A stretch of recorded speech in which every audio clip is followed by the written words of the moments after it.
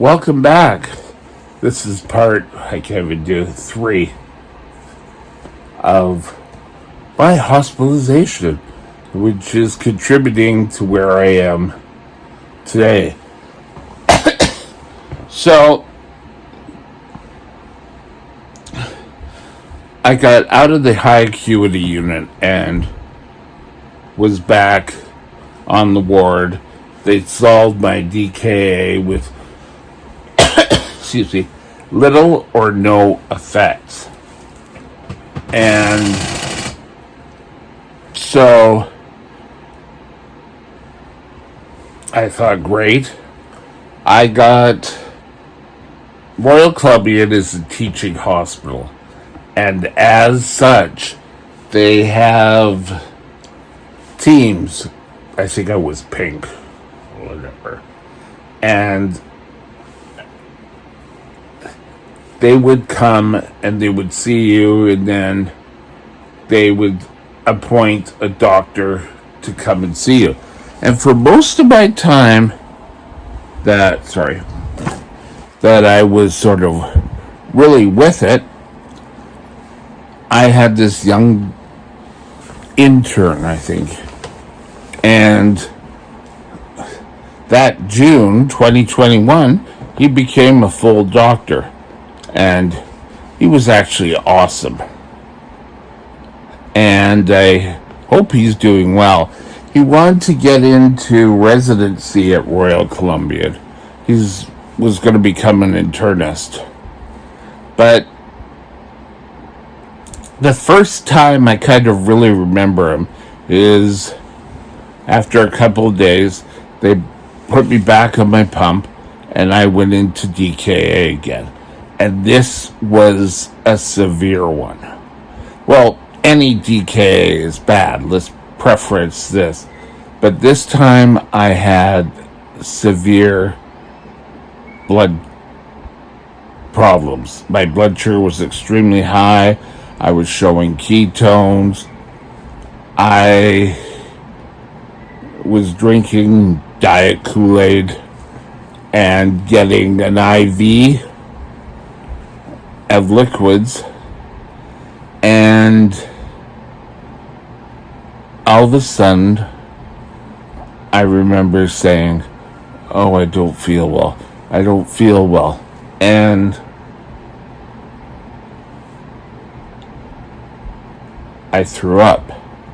Now, what was really awesome, and I think his bedside manner was great, because I threw up, but he held the container. It's like he didn't have to, but he did. And I went through, I think, three of those episodes, and then all of a sudden he said, "Well,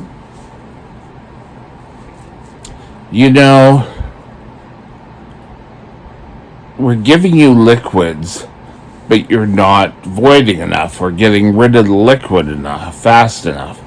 So he had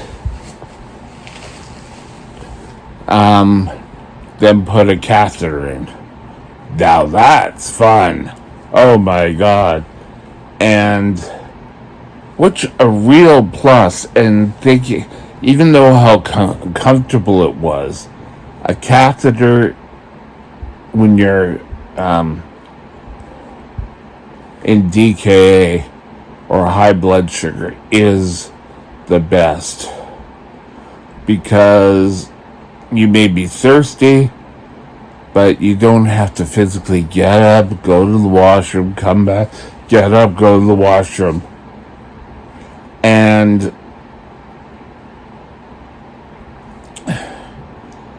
I told him after that I could tell that things were happening and that we needed to work on things quickly. Sorry, I had to scratch my leg. And he got me through the DKA.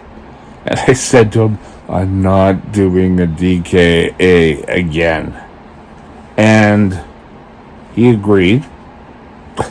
What was he going to say? Oh, no, I think you should have a couple more DKAs.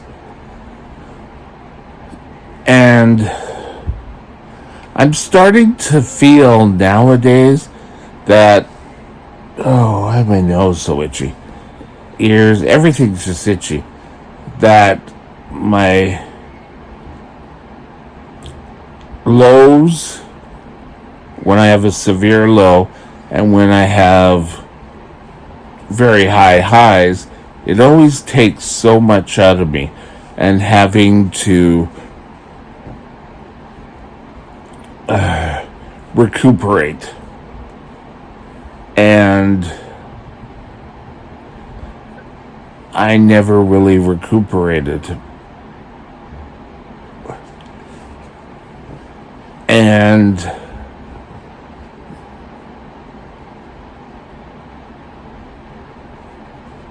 well, just after this, the next day, I think I spent pretty much sleeping. I was spending most of my time watching YouTube, and I said, well, I really kind of have to get up and start moving. And at that point, he said, no, I think you should just rest. Okay. And he kept coming and seeing me every day, sometimes twice a day. And I would always have a water pitcher there, and in it, those drops of Kool-Aid. Do I have a bottle here? I don't know where it is. But he would mix it for me every morning, and if he came back, he would mix it for me. This is okay, great. And I think that showed, and hopefully he holds on to this, that he was an awesome bedside doctor. Now, he didn't have to do these things, he just did it. And I don't know if it was just with me or with the other patients he saw. Now, there were nights when he would work all night, and he would come in either early evening or very early next morning just to make sure I was doing okay. Now, I know one day, I guess he had gone home, and he called back to ask how I was doing.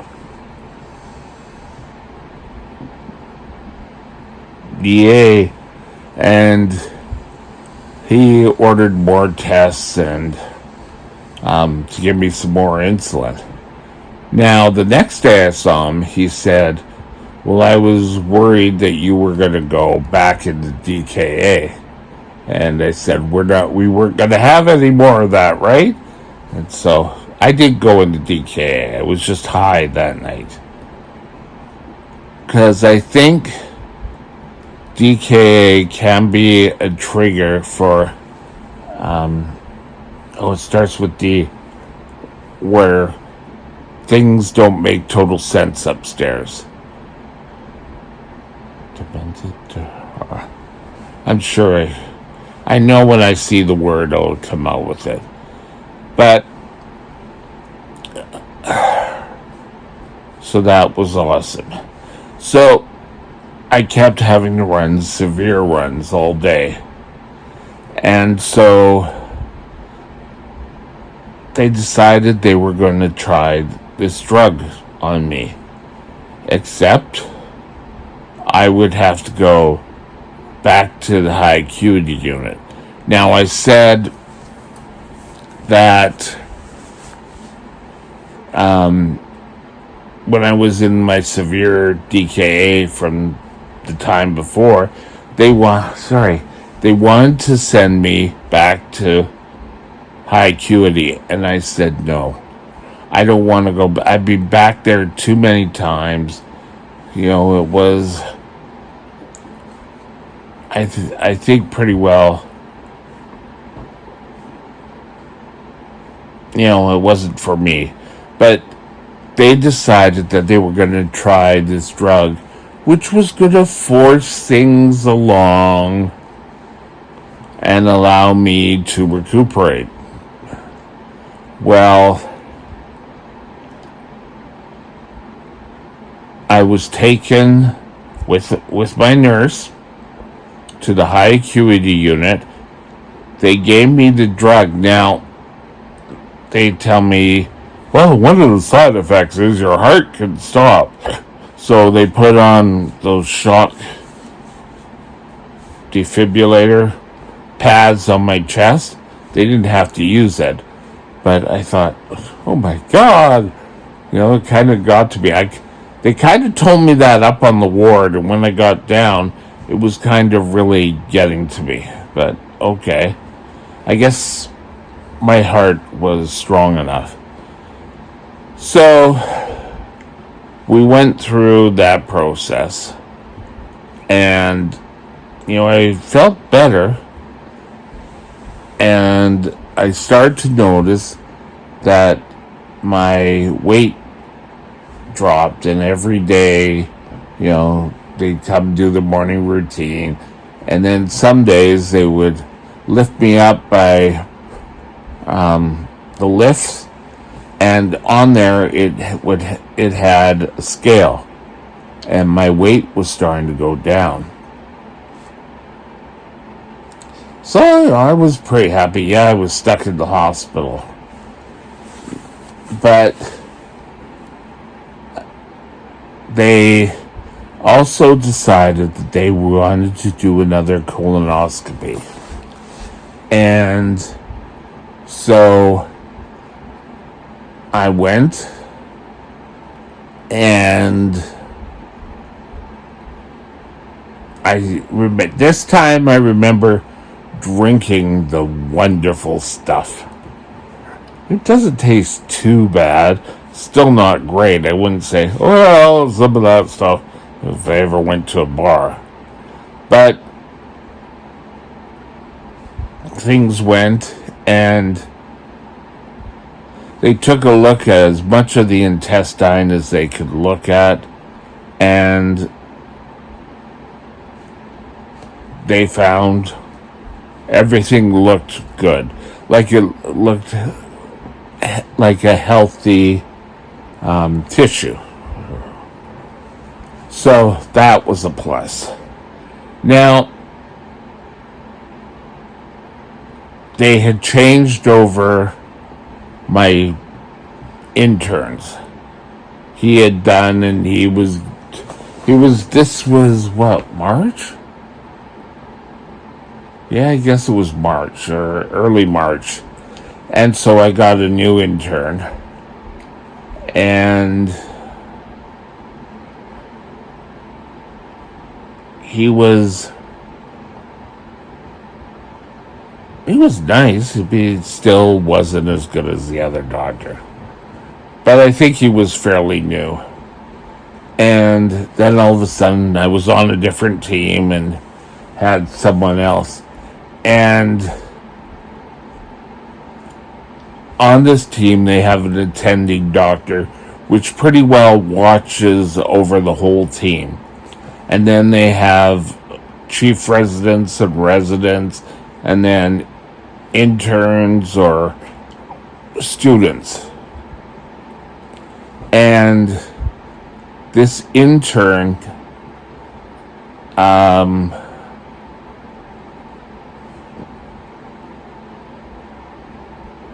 came into my room one day and said, well, you can always sign yourself right out.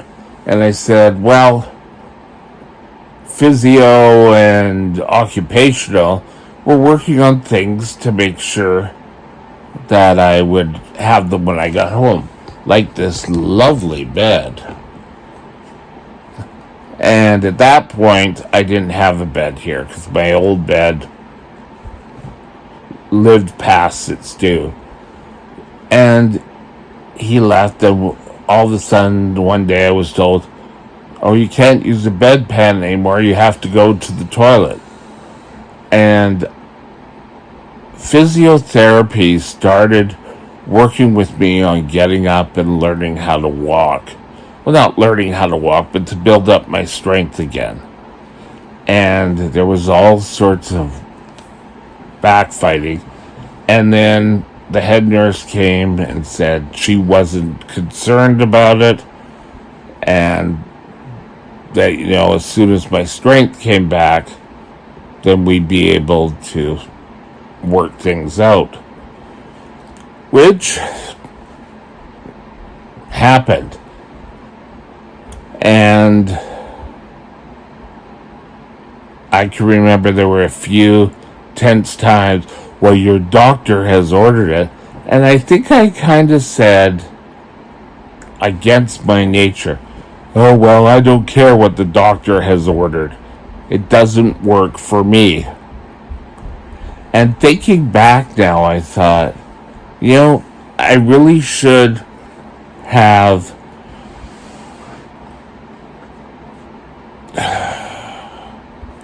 my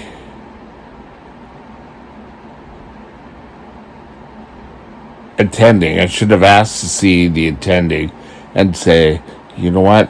I don't think this really works. It doesn't work for me with him anymore. I prefer someone else. But we just kept going. And I didn't really see too much of him. Now, in the next episode, we'll continue on with our story. I'll talk to you tomorrow. Have a great day. Bye now.